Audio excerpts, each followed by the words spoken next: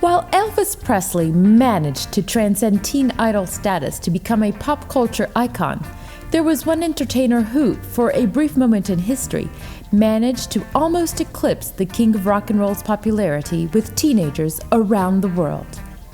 Ricky Nelson was born on May 8, 1940, to entertainers Ozzie and Harriet Nelson.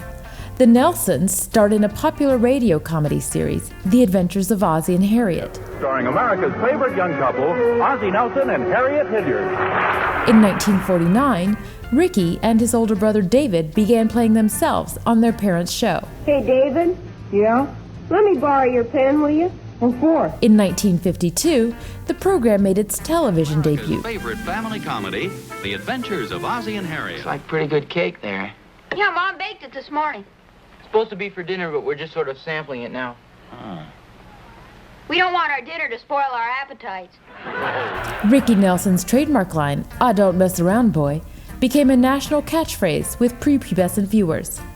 Not surprisingly, when Ricky began singing on the show in 1957, he had a massive audience.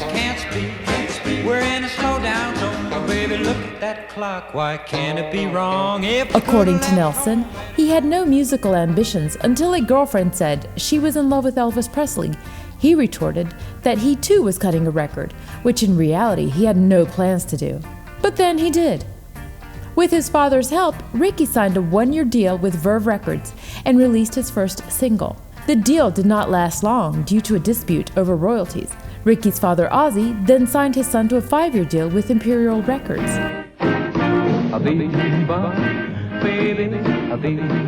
His first single with that company, Bebop Baby, generated 750,000 advance orders and sold over 1 million copies. Elvis was on Sun Records at that time, and Carl Perkins was my idol.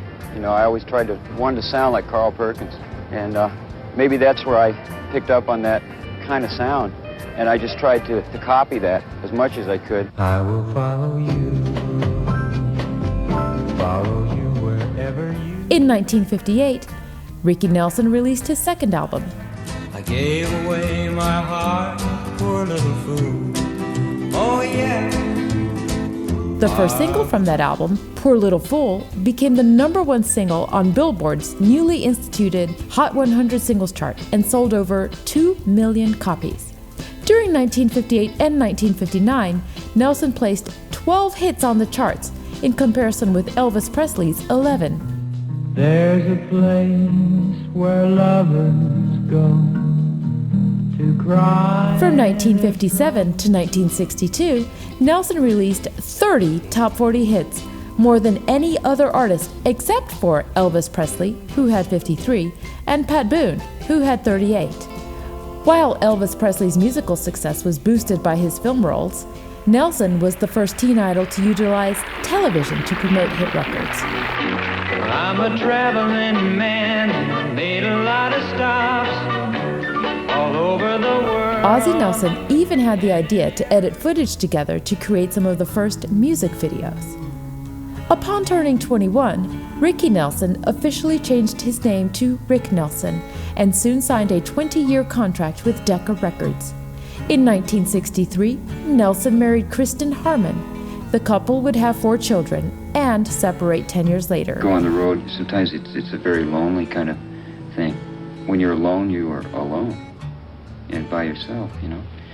And at home, I would assume it would be the same kind of thing for my family, you know. During this time of personal growth and change, Nelson's career as a rock star would also make a transition. Thanks to the British invasion and the ensuing Beatlemania, Nelson's popularity waned, driving him to pursue success in country music. Bow down to her on Sunday, salute her when her birthday comes. In 1970, his version of Bob Dylan's She Belongs to Me reached the top 40. Ricky Nelson's last top 40 single was 1972's Garden Party. Went to a garden party, reminisced with my old friend. A song he wrote in disgust after a concert at Madison Square Garden, where he was booed off stage because he refused to stick to his old hits. In 1980, Nelson met Helen Blair, the only woman he dated after his separation and eventual divorce from Kristen Harmon. In 1985, Nelson staged a comeback tour. He put the Y back on his name and became Ricky again. He sang the songs for which he was famous and released a greatest hits album, Ricky Nelson, All My Best. However, on New Year's Eve, 1985, the last day of one of the deadliest years in aviation, Nelson's plane went down in a ball of flames over DeKalb, Texas. He, his band, and his now fiancée, Helen, were killed instantly. Ricky Nelson was only 45 years old. Blair's family sued Nelson's estate for $2 million, but received a small settlement instead. In 1987, Nelson was inducted into the Rock and Roll Hall of Fame, joining Elvis Presley, who had been inducted a year earlier. Ricky Nelson's children would also find artistic success. His daughter, Tracy, became an actress, and his twins, Matthew and Gunnar, went on to become platinum-selling recording artists as the rock group Nelson. Although he was gone too soon, Ricky Nelson's legacy lives on.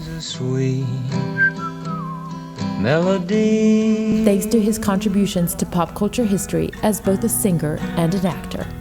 We thank you for tuning in, and please make sure to subscribe and like this video.